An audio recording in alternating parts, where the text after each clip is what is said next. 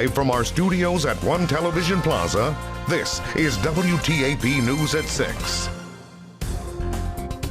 With 15 deaths reported in West Virginia since Wednesday, Governor Jim Justice continues to call for more people to get tested for COVID-19.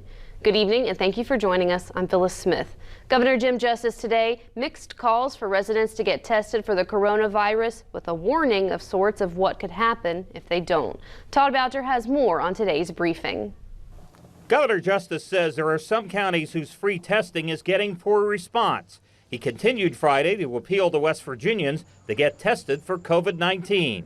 This is why we kept dollars back from the CARES side to be able to do PPE and testing, because we knew that being prudent and absolutely always having something left, we would be able to cover this. And his top virus expert says with the holidays approaching, testing is a way to ensure residents can attend family gatherings. If you test negative, then you can feel much more comfortable going into that environment. And we really do, as the governor said, want to suggest that you keep this to really small groups and people that are around each other, all the time as much as possible. With positive test numbers and deaths rising not only in West Virginia, but across the country, the governor won't rule out an economic shutdown, something that could be more devastating during the holidays than it was in the spring. And the last thing on earth I want to do is go that way, but I will. You've seen that I will, and I will if need be. Todd Boucher, WTAP News. Turning to the weather, meteorologist Kirk Greenfield joins us now with the first look at your forecast. Kirk.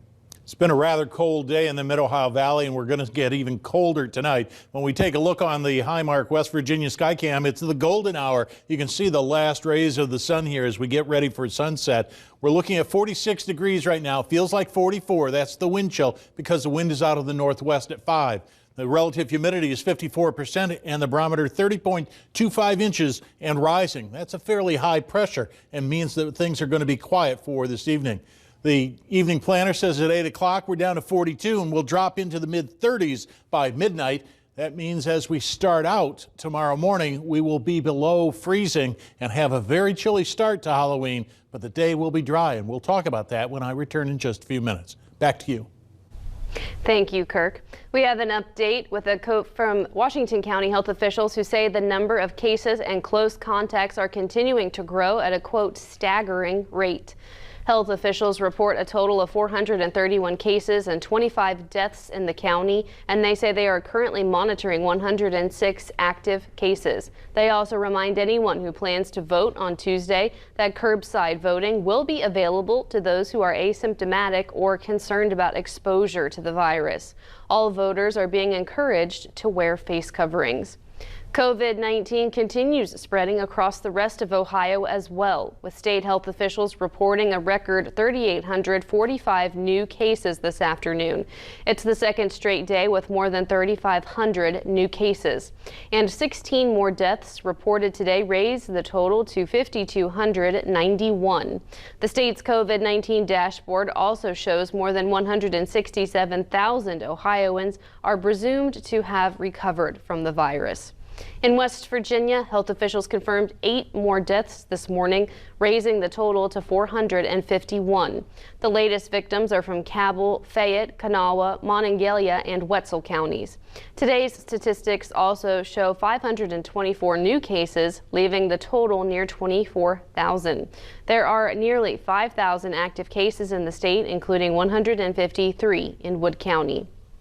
As we all gear up for the November 3rd election, preparations continue for traditional Election Day voting. Polls in both West Virginia and Ohio will be open Tuesday from 6:30 in the morning until 7:30 in the evening. If you are still in line by 7:30, you will still get to vote. Voters in both states that day will be casting ballots at their regular voting precincts. Efforts are being made to keep those polls as safe as possible, but voters are being asked to do their part. We're going to have social distancing. We are asking voters to wear masks. If they don't have a mask will be provided to them. All the poll workers are going to be wearing masks or face shields. We have stylus pens that we're handing out to each voter that they can use. Election officials from both Wood and Washington counties have told us they have enough poll workers to staff Tuesday's election. WTAP and WTAP.com will have coverage of election results from throughout the area Tuesday night. Two candidates are running what they call a close race to be the Pleasants County Sheriff. Republican John Riggs and Democrat Chuck Mainkins are running on similar platforms. Both candidates are hoping to bring the sheriff's department into schools by adding a school resource officer and starting a mentorship program for students.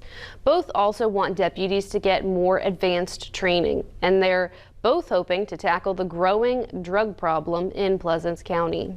Pleasants County's been pretty fortunate in the area of illegal and illicit drugs, but it's reared its ugly head here, and we need to be more aggressive in dealing with that. I want people that are dabbling, that are dealing, that are setting up a shop in St. Mary's and peddling.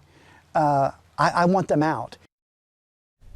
Though they have similar goals, they do have different qualifications. Mankins has law enforcement experience, while Riggs doesn't. However, he does have significant leadership experience as a military man. We'll hear from both later tonight. Supporters of Democratic presidential candidate Joe Biden appealed to registered voters to turn out for early voting and Election Day. Belpre Mayor Mike Lorenz was joined in the appeal by Belpre native and Columbus City Attorney Zach Klein. They reminded residents while it's getting late to mail in absentee ballots, they can be deposited at the drop box at the Board of Elections in Marietta. They added turnout is important regardless of which candidate you support. You have to have a voice. Everybody has a voice. I believe that in my heart. And this is the time. Let your voice be heard. And our representative democracy only works if you vote. Regardless of who you're voting for, it only works if you participate. Mayor Lorenz emphasized the election and the drop box method of delivering ballots is secure.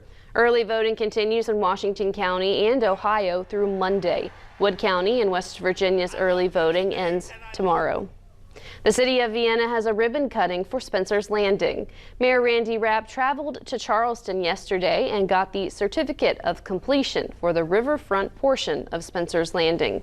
He said now that it's done, the public can now decide what other additions the city can make, including bike paths and a kayak launch. A representative from Senator Joe Manchin's office was at the ceremony and had this message from the senator.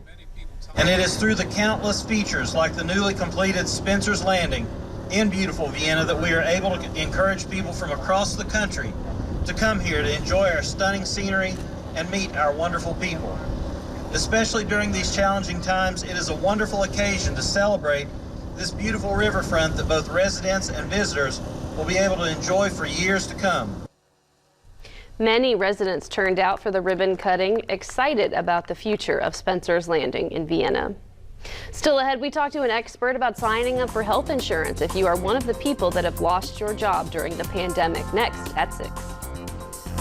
The temperatures have dropped after Thursday's rains, but many areas have already seen the end of the growing season. But the rest may see that tonight. That's next.